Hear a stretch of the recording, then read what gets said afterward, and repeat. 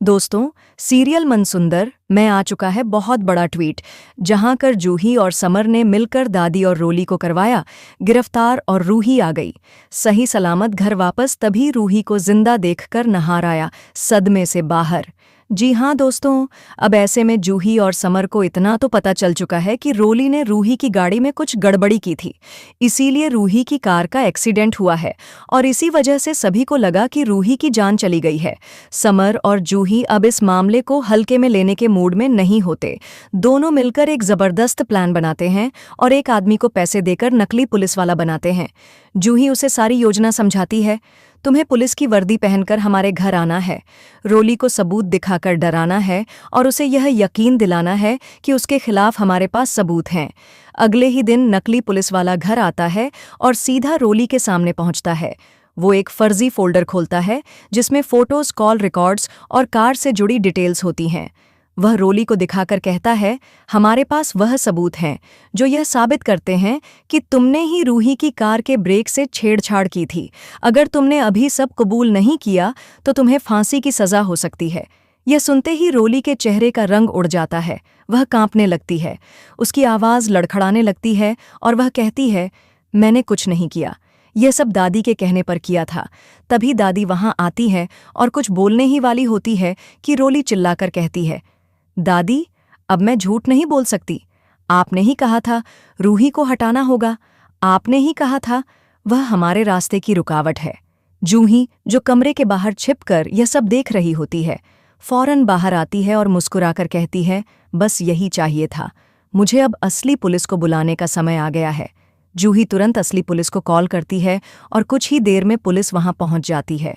जूही नकली पुलिस वाले की मदद से रिकॉर्डिंग सबूत के तौर पर पुलिस को देती है, जिसमें रोली ने खुद अपना और दादी का गुनाह कबूला होता है। पुलिस इंस्पेक्टर बिना देर किए दादी और रोली को गिरफ्तार कर लेता है। पूरे घर में सनसनी फैल जाती है। दादी चिल्लाती है, तूने मेरे ही खिलाफ जाल बिछाया जूही।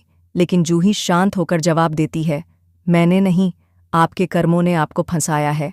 नाहर अंदर से पूरी तरह टूट चुका होता है।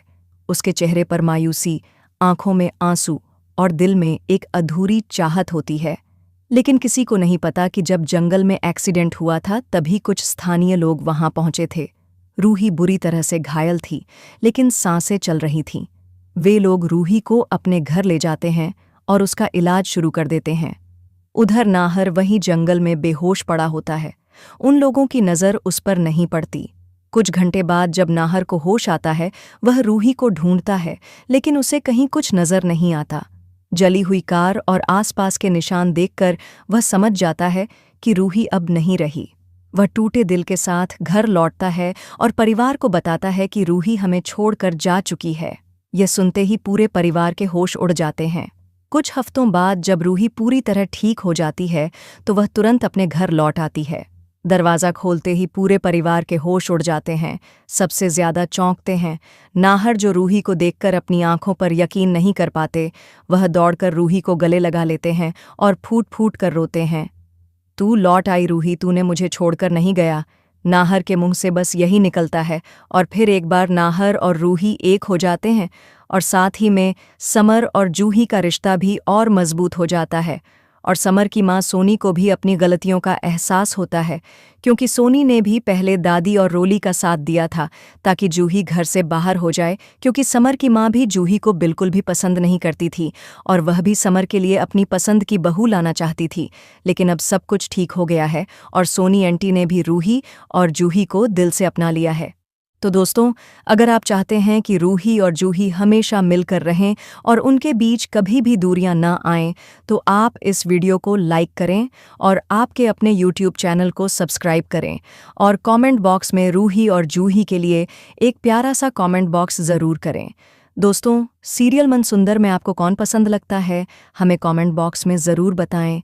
आप किसको ज़्यादा सपोर्ट करते हो, नाहर जी को या रूही को, हमें कमेंट बॉक्स में ज़रूर बताएं। और दोस्तों, आपको नाहर जी और रूही की जोड़ी कैसी लगती है, हमें कमेंट बॉक्स में ज़रूर बताएं। तो दोस्तों, आज की अपडेट यहीं पर समाप्त करते हैं। तो दोस्तों, मिलते हैं एक और नई अपडेट के साथ। तब तक के लिए अपना ख्याल रखना। धन्यवाद।